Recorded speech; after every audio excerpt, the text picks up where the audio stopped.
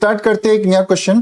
Pass the necessary journal entries for the following transactions on the dissolution of the firm after various assets other than cash and outside liabilities have been transferred to the realisation account. Realisation account के अंदर हम already चीजें transfer कर चुके हैं। इसके बाद हमारे जर्नल एंट्रीज क्या होंगी इन सिचुएशन के अंदर वो बतानी है। जर्नल एंट्री है, हमें जर्नल का फॉर्मेट प्रॉपर बनाना चाहिए और जो एंट्री बनेगी उसको जर्नल के फॉर्मेट में डालना चाहिए। पर मैं इस क्वेश्चन को ऐसे सॉल्व नहीं करवा रहा, आपको हर एक पॉइंट को डीपली समझाते हुए चलेंगे। पहला point, realization expenses of the firm amounting to rupees 2600 were paid by the partner Aman। Question में लिखा हुआ है फर्म यानी जो एक्सपेंस था उसको पे किसने किया? पार्टनर ने। लेकिन झेल कौन रहा है, बॉन्ड कौन कर रहा है? क्वेश्चन मेंशन ही नहीं है। तो ऐसी सिचुएशन के अंदर it is assume that firm ने ही बॉन्ड किया है। सो एक्सपेंसेस को यहां पे लिखते हैं सॉल्यूशन।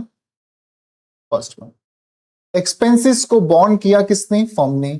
लेकिन पे किसने किया? अमन ने। तो ऐसी सिचुएशन की एंट्री होती है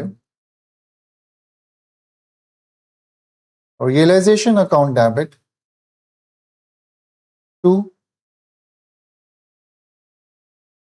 अमन्स capital account 2600 rupees.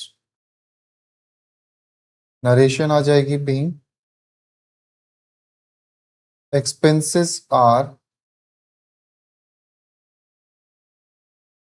borne by firm and paid by Aman। Second point, a creditor rupees 4500 took over the stock valued at rupees 5200 in the full settlement। इसका मतलब क्या हुआ? क्रेडिटर्स को मैंने पे करना था 4500 रुपीज पे करना था, लेकिन उसने बोला कि मुझे स्टॉक दे दो, काफी है। हमने बोला ठीक है भाई तो स्टॉक ले आ। अब इससे कोई फर्क नहीं पड़ता कि स्टॉक की वैल्यू क्या है जब भी फुल सेटलमेंट का केस आ जाए। ठीक है, डन है। तो जब भी किसी एसेट्स का इस्तेमाल किया जाता है किसी लाइबिलिटीज के लिए, ऐसे सिचुएशन के अंदर हमेशा क्या होता है? No entry. तो सेकंड वाले केस में क्या हो जाएगा? No entry.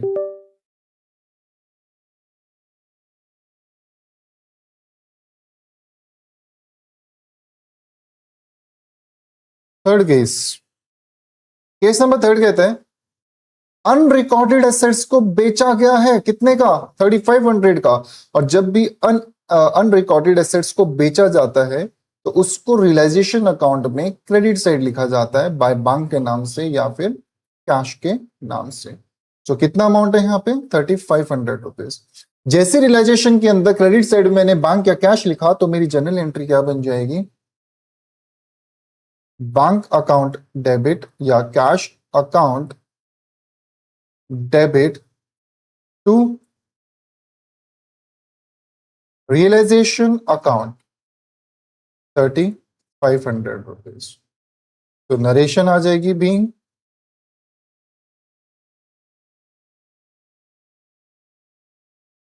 Unrecorded assets are taken over.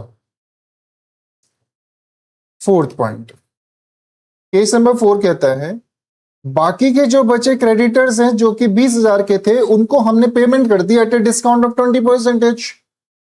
अब एक बात ध्यान रखना, क्रेडिटर्स को पेमेंट करी गई है। अगर हम क्रेडिटर्स को पेमेंट करते हैं तो वो चीज आपकी कहां पर आती है? डेबिट साइड में। अगर मान लो हम रियलाइजेशन अकाउंट बनाते, यहां पे आ जाता कैश या बैंक अकाउंट। ठीक है, क्रेडिटर्स को पेमेंट करी है।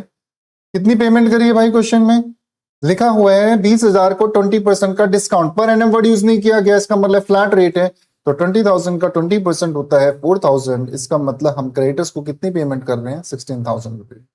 और जैसे मैंने रियलाइजेशन में कैश एंड बैंक को क्या लिखा? डेबिट लिखा। तो ऐसी सिचुएशन के अंदर हमारी एंट्री क्या बन जाती है? Realisation account debit to cash या बैंक अकाउंट 16,000 रुपीज। नरेशन में आ जाएगा being creditors are settled. Fifth point पे आ जाओ जी। रिमेनिंग स्टॉक जो 30,000 के स्टॉक हैं उसको बीमन लेके चला गया एट ए डिस्काउंट ऑफ 20%। जो स्टॉक बचा था 30,000 रुपए का, बीमल लेके जा रहा है 20% डिस्काउंट, फ्लैट रेट लिखा हुआ है, तो इसका मतलब 30,000 का 20% 6,000, तो कितने का लेके जा रहा है बीमल? 24,000 रुपए इसका। एसेट्स को पार्टनर ले गया, तो ऐसी सिचुएशन के अंदर रियलाइजेशन अकाउंट के क्रेडिट साइड में आ जाता है बाय बिमल कैपिटल अकाउंट। कितने का ले गया?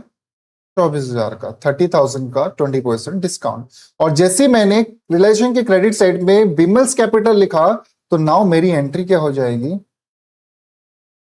बिमल्स capital account debit to realisation account 24,000। So narration आ जाएगी, being stocks are taken over।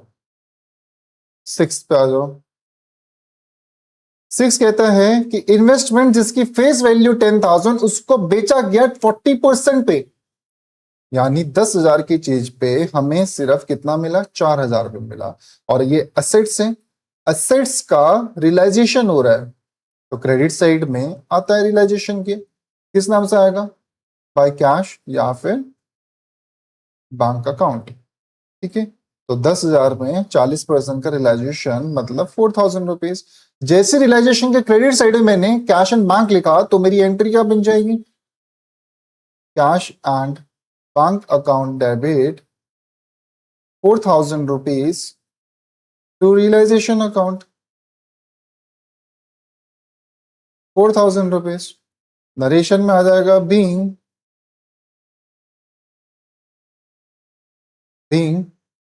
investments are realized, investments are realized। So हमारे 6 की 6 ट्रांजैक्शंस हो गए कंप्लीट। सो आई होप आपको ये क्वेश्चन बहुत अच्छे समझ आया हो। तो मिलते हैं नेक्स्ट क्वेश्चन में एक नेक्स्ट वीडियो के साथ, तब तक के लिए bye bye, tata, take care.